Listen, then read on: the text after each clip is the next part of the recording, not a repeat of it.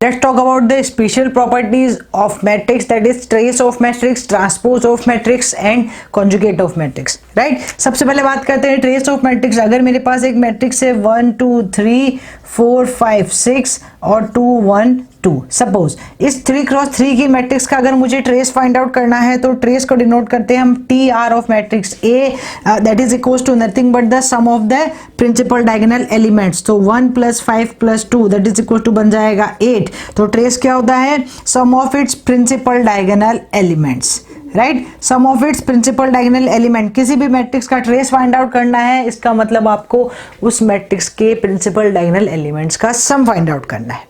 Alright, now let's talk about the transpose of matrix. Transpose को denote करते हैं हम ए टी से। कोई मैट्रिक्स ए लिखा और उसके ऊपर मैंने टी लिख दिया तो बन जाएगा ए ट्रांसपोज, राइट? तो ए ट्रांसपोज, सपोज ये ही मैट्रिक्स अगर मैं लूं, एक मैट्रिक्स मेरे पास में है जो भी यहाँ एग्जांपल लिया था 1 2 3 और 4 5 6 और 2 1 2, राइट? और इस मैट्रिक्स ए के लिए अगर मुझे ए ट्रांसपोज फाइंड आउट करना है स्टूडेंट्स, तो what we have to do? Just changing rows into columns and columns into rows, that is the transpose of matrix. Changing rows into columns and columns into rows, right? तो क्या करेंगे? जो रो है उसको column में convert कर देंगे, जो कॉलम है उसको रो में कन्वर्ट कर देंगे। तो इस मैट्रिक्स का ट्रांसपोज क्या बन जाएगा? इस मैट्रिक्स का ट्रांसपोज बनेगा फर्स्ट रो की जगह फर्स्ट कॉलम बन जाएगा, सेकंड रो की जगह सेकंड कॉलम बन जाएगा और थर्ड रो की जगह थर्ड कॉलम बन जाएगा। ये बन गया आपका मैट्रिक्स का ट्रांसपोज, राइट? ट्रांसपोज की कुछ स्पेशल प्रॉपर्टी होती है। Transpose of transpose is always is equal to A, right? Means दोस्त का दोस्त हमेशा दोस्त होता है, तो transpose of transpose is equal to A. Okay, same A plus B transpose अगर आपके पास लिखा हुआ है गई A plus B transpose, so that is equal to A transpose plus B transpose, right? और अगर आपके पास कहीं ऐसा लिखा है ए बी ट्रांसपोज, कहीं अगर ऐसा लिखा है a into B transpose, so this is nothing but B transpose into A transpose, right? ये इनवर्स जैसे ओपन होता है, तो कहीं लिखा है ए बी ट्रांसपोज, तो ए बी ट्रांसपोज बनेगा B transpose into A transpose. So these are the special property of transpose, right? अभी ट्रांसपोज पे बेस्ड हम कुछ स्पेशल मैट्रिसेस को भी डिस्कस करेंगे, जिनमें स्पेशल रियल मैट्रिसेस भी होंगी और स्पेशल कॉम्प्लेक्स मैट्रिसेस भी होंगी, ठीक है? अब बात करते हैं ट्रांसपोज। देखो किसी भी मैट्रिक्स का निकल सकता है, चाहे रियल हो चाहे कॉम्प्लेक्स हो। ट्रेस किसी भी मैट्रिक्स का निकल सकता है, चाहे रियल हो चाहे कॉम्प्लेक्स हो। लेकिन कॉन्जुगेट सिर्फ और सिर्फ कॉम्प्लेक्स मैट्रिसेस का ही निकलता है, रियल मैट्रिक्स का कभी भी कॉन्जुगेट नहीं निकलता है। Okay, means conjugate of matrix अगर आपको बात की जाएगी तो conjugate of A matrix is nothing but the conjugate of each and every element of that matrix. Conjugate मतलब क्या हुआ? सपोज आपके पास कई element x plus iota y लिखा हुआ है, आपको बोला कि इसका कॉम्प्लेक्स कॉन्जुगेट बताइए या कॉन्जुगेट बताइए, तो आप क्या करते हैं? इसके इमेजिनरी पार्ट के साइन को चेंज कर देते हैं, तो इसका कॉन्जुगेट क्या बन जाएगा? x माइनस आयोटा y बन जाएगा, right? Same with the matrix also. अगर आपके पास एक मैट्रिक्स A है स्टूडेंट्स, सपोज A है आपके पास 2 + 3 आयोटा माइनस आयोटा 0 और यहाँ बन जाएगा 5 ओनली 5, राइट? यहाँ 0 को हटा के कर देते हैं 5 और यहाँ कर देते हैं 5 प्लस आयोटा। ओके, नाउ अब अगर आपको इस मैट्रिक्स का, ये मैट्रिक्स A है, इसका कॉन्जुगेट निकालना है। कॉन्जुगेट मतलब होता है बार। कॉन्जुगेट का साइन है उस मैट्रिक्स के ऊपर बार लगा दीजिए, ट्रांसपोज का साइन है उस मैट्रिक्स के ऊपर सुपरस्क्रिप्ट में टी लगा दीजिए, राइट? तो A bar of this matrix is nothing but the conjugate of each and every element of this matrix, right? तो कॉन्जुगेट क्या बन जाएगा? 2 + 3 आयोटा है तो ये बन जाएगा 2 - 3 आयोटा, माइनस आयोटा है तो ये बन जाएगा प्लस आयोटा, 5 है तो 5 एज इट इज रहेगा, रियल पार्ट का साइन चेंज नहीं होगा, सिर्फ और सिर्फ इमेजिनरी पार्ट का साइन चेंज होगा। तो यहाँ 5 प्लस आयोटा है तो ये बन जाएगा 5 minus iota. So this is the complex of this matrix, sorry this is the conjugate of this matrix, right? Conjugate की भी प्रॉपर्टीज होती है। A bar of bar is equal to A होता है। सिमिलरली ए प्लस बी का बार अगर आपको find out करना है तो ये इंडिविजुअल ए बार प्लस बी बार के इक्वल होता है। लेकिन यहाँ पे अगर आपको ए और बी का बार फाइंड आउट करना है तो ये ए बार इंटू बी बार ही बनता है, राइट? तो इसमें मल्टीप्लीकेशन में कोई प्रॉब्लम नहीं आती है। सिमिलरली ए बी सी का निकालोगे तो ए bar into B bar into सी बार बन जाएगा। यहाँ ए बी सी का ट्रांसपोज निकालोगे तो C transpose into B transpose into A transpose बन जाएगा। Alright, so this is the trace transpose and conjugate. अब एक और चीज होती है, उसको बोलते हैं हम ट्रांसपोज ऑफ कॉन्जुगेट, राइट। इसी में एक और चीज होती है स्टूडेंट्स, फोर्थ प्रॉपर्टीज की इंपॉर्टेंट है, वो है ट्रांसपोज ऑफ कॉन्जुगेट। इसी की एक और प्रॉपर्टी जिसको बोलते हैं हम transpose of conjugate, transpose of conjugate, right. Transpose of conjugate मतलब ट्रांसपोज का साइन तो होता है, ट्रांसपोज का मतलब टी का, और कॉन्जुगेट का साइन होता है बार का। तो इसको लिखें, अगर आप किसी मैट्रिक्स का बार निकाल के फिर उसका ट्रांसपोज निकाले, या फिर उसका ट्रांसपोज निकाल के और फिर आप उसका बार निकालें, सो that is called the transpose of conjugate, और उसको नया साइन दे देते हैं थीटा। सो ए बार का ट्रांसपोज या ए ट्रांसपोज का बार अगर आपने फाइंड आउट किया तो वो बन जाएगा स्टूडेंट्स क्या, ए थीटा।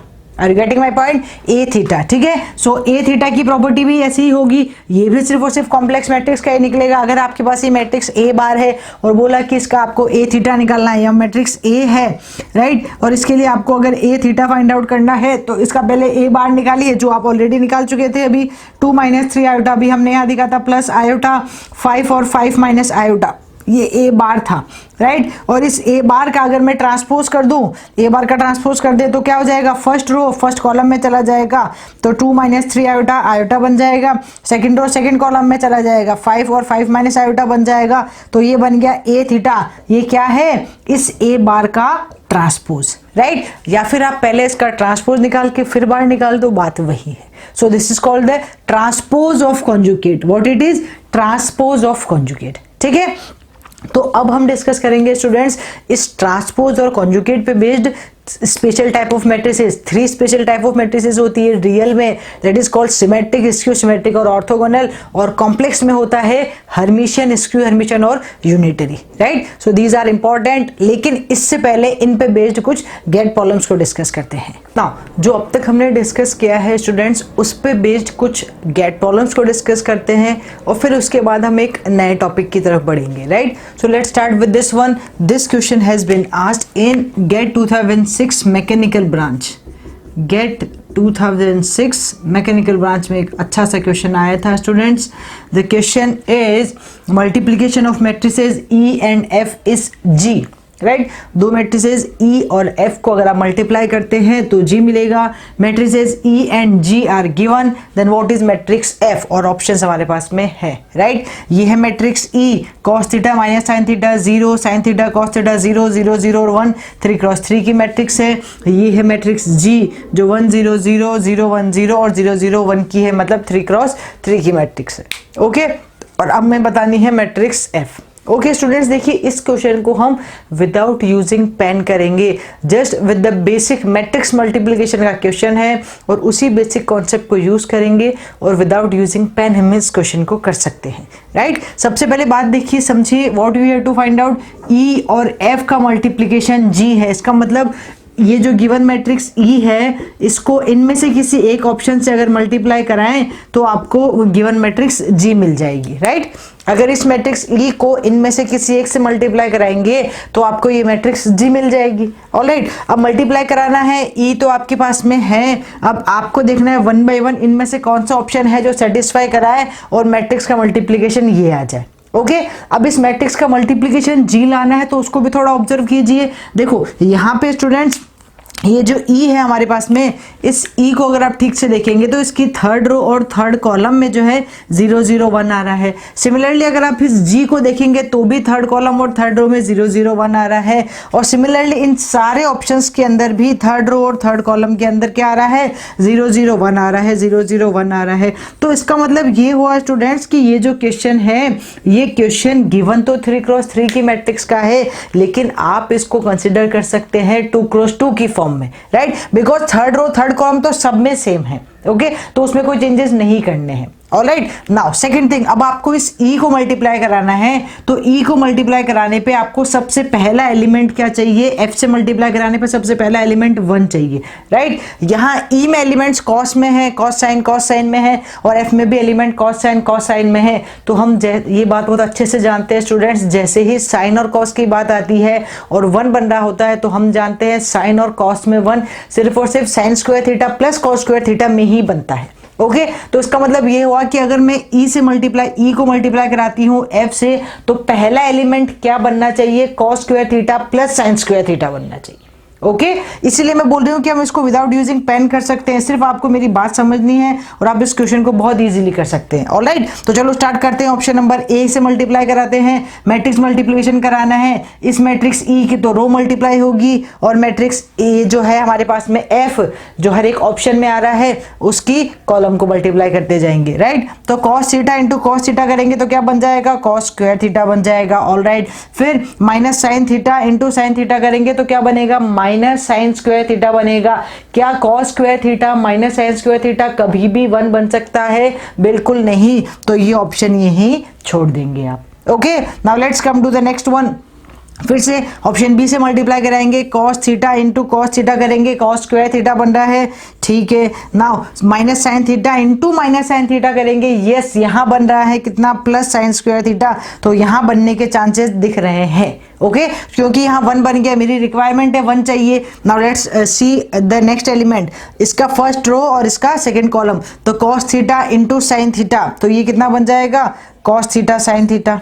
राइट, फिर minus sine theta into cos theta, तो ये बन जाएगा कितना, minus sine theta cos theta. और ये आपको दिख रहा है कि कॉस साइन और sine minus sine cos cancel होकर कितना बन जाएगा, 0 बन जाएगा। ये तो बन रहा है 1, ये बन रहा है 0, तो इसका मतलब यहाँ पे अगला एलिमेंट 0 बनेगा और फिर 1 बनेगा और हमारा आंसर आना चाहिए option number B.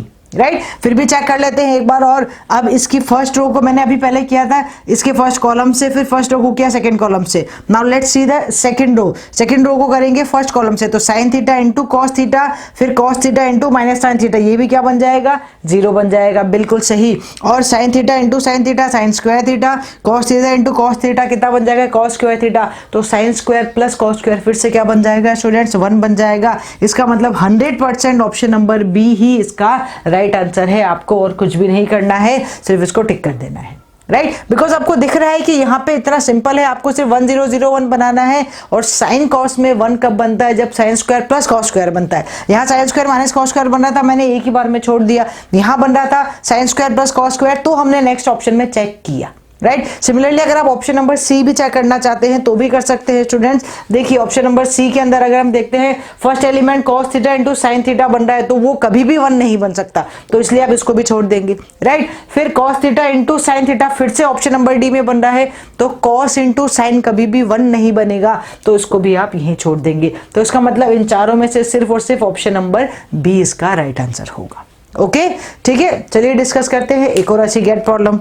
Let's see the next question. This question has been asked in Get to the Heaven 6 mechanical branch again, and the question is, consider the matrix X 4 cross 3, Y 4 cross 3 and P 2 cross 3. Then the order किसका find out करना है आपको, P into X transpose Y whole inverse into P transpose और whole transpose, इसका order आपको find out करना है। Right, सबसे पहले बात करते हैं जो ऑर्डर आपको गिवन है। मैट्रिक्स P का ऑर्डर गिवन है आपको कितना है, 2 क्रॉस 3, तो P ट्रांसपोज का ऑर्डर कितना हो जाएगा, P का ऑर्डर अगर 2 क्रॉस 3 है तो P ट्रांसपोज का हो जाएगा 3 क्रॉस 2। राइट, सिमिलरली अगर X का ऑर्डर आपके पास में है 4 क्रॉस 3, तो X ट्रांसपोज का ऑर्डर हो जाएगा कितना, 3 क्रॉस 4। राइट, और बस ये वैल्यू रखते जाते हैं, एक सिंगल लाइन में ये क्वेश्चन हम सॉल्व कर देंगे। सो let's start with the P का ऑर्डर कितना है, 2 क्रॉस 3 है। ओके, नाउ फिर X ट्रांसपोज, X का ऑर्डर था कितना, 4 क्रॉस 3, तो ट्रांसपोज का भी हमने देखा कितना हो गया, 3 क्रॉस 4 हो गया। और इसको मल्टीप्लाई कराना है आपको Y के साथ, Y का ऑर्डर है कितना, 4 क्रॉस 3, और इस पूरे का आपको लेना है इनवर्स, देन P ट्रांसपोज का ऑर्डर कितना है, 3 क्रॉस 2 है। ऑलराइट, नाउ अब देखिए, जब ये 3 क्रॉस 4 और 4 क्रॉस 3 है तो 4 से 4 हट जाएगा, यहाँ रहेगा 3 क्रॉस 3, एक स्क्वायर मैट्रिक्स रह रही है 3 क्रॉस 3। अगर आप उसका इन्वर्स करेंगे तब भी आपको 3 क्रॉस 3 की ही मैट्रिक्स मिलेगी। तो इसका मतलब ये हुआ स्टूडेंट्स कि ये तो रहा 2 क्रॉस 3, यहाँ से बन जाएगा वापस आपके पास क्या, 3 क्रॉस 3, और यहाँ बन जाएगा कितना, 3 क्रॉस 2। ओके, नाउ ये 3 से 3 हट जाएगा, ये 3 से 3 हट जाएगा, और आपको होल का ट्रांसपोज करना है, तो अब आपके पास एक स्क्वायर मैट्रिक्स रहेगी 2 क्रॉस 2, इस 2 क्रॉस 2 का ट्रांसपोज कर दोगे तब भी आपको क्या मिलने वाला है, 2 क्रॉस 2 ही मिलने वाला है। राइट, तो बहुत बेसिक सा मैट्रिक्स के ऑर्डर मींस मैट्रिक्स के लिए ट्रांसपोज वाली जो हमने प्रॉपर्टी पढ़ी वो, और साथ ही साथ मैट्रिक्स के मल्टीप्लिकेशन के ऑर्डर्स का ये एक सिंपल सा क्वेश्चन है। ठीक है, तो इस क्वेश्चन को हमने एक सिंगल लाइन में देखा, जो आपको गिवन है मैट्रिक्स उसका ऑर्डर आप लिखते जाइए और सिंप्लीफाई हो जाएगा। ऑलराइट, चलिए डिस्कस करते हैं कुछ और अच्छे क्वेश्चन जो अब तक हमने डिस्कस किया, जो अब तक हमने स्टडी किया है, उन पे बेस्ड भी कुछ अच्छे क्वेश्चंस आए हैं, तो उनमें से 2 अभी हमने देखे। आइए कुछ और क्वेश्चंस देखते हैं। Let's talk about the next question. This question has been asked in GATE to the 17 civil branch, और क्वेश्चन है बहुत बेसिक सा question. If matrix A is equal to 1 5 6 2 2 cross 2 की मैट्रिक्स है, and B is equal to 3 7 8 4 again 2 cross 2 की matrix, then AB transpose is equal to what? बिल्कुल basic matrix multiplication का question आया हुआ है। इस क्वेश्चन को तो आप बहुत जल्दी कर सकते हैं। ए मैट्रिक्स आपके पास में है कितनी? 1 5 6 2। बी मैट्रिक्स का आपको लेना है ट्रांसपोज, इसका ट्रांसपोज ले लेते हैं, तो ट्रांसपोज कितना बन जाएगा? रो की जगह कॉलम और कॉलम की जगह रो, तो ये बन जाएगा जो फर्स्ट रो है उसको मैं किस में लिख दूं? फर्स्ट कॉलम में लिख देती हूं, तो ये बन जाएगा स्टूडेंट्स कितना? 3 7, और सेकंड रो को सेकंड कॉलम में, तो ये बन जाएगा 8 4। Now just multiply this one, तो ये बन जाएगा 1 into 3 that is equal to 3, 5 into 7 that is equal to 35। इसका मतलब फर्स्ट एलिमेंट आना चाहिए 38। ऑलराइट, तो 38 वाला एक ऑप्शन ए है, ये खत्म हो गया, ये खत्म हो गया, और एक ऑप्शन डी है, तो ए और डी में से हमारा आंसर आने वाला है। ऑलराइट, अब नेक्स्ट एलिमेंट चेक कर लेते हैं और क्लियरिटी आ जाएगी। नेक्स्ट एलिमेंट आएगा 1 इंटू आप करेंगे 8 दैट इज इक्वल टू 8, और 5 इंटू 4 करेंगे दैट इज इक्वल टू कितना हो जाएगा? 5 4 जा 20, तो इसका मतलब नेक्स्ट एलिमेंट आने वाला है आपका 28। तो ऑप्शन नंबर डी भी खत्म हो गया, क्योंकि 28 तो यहाँ आ रहा है, तो राइट आंसर होने वाला है 38 28, फिर नेक्स्ट निकालोगे 32 और फिर निकालोगे 56 आ जाएगा। राइट, तो बहुत ही बेसिक मैट्रिक्स मैट्रिक्स अलजेब्रा में से भी ट्रांसपोज और मैट्रिक्स मल्टीप्लिकेशन का क्वेश्चन आया था। ओके, तो देखिए स्टूडेंट्स, कोई इंजीनियरिंग मैथमेटिक्स जो है उसका पर्टिकुलर कोई ब्रांच नहीं है, क्योंकि ये सब ब्रांचेस में कॉमन आता है, तो इसीलिए मैं आपको सिर्फ सिविल या सिर्फ मैकेनिकल के क्वेश्चंस नहीं कराने वाली हूँ, मैं आपको सारी ब्रांचेस के क्वेश्चंस कराने वाली हूँ, ताकि आपको ये पता चले कि क्वेश्चंस का लेवल कैसा होता है।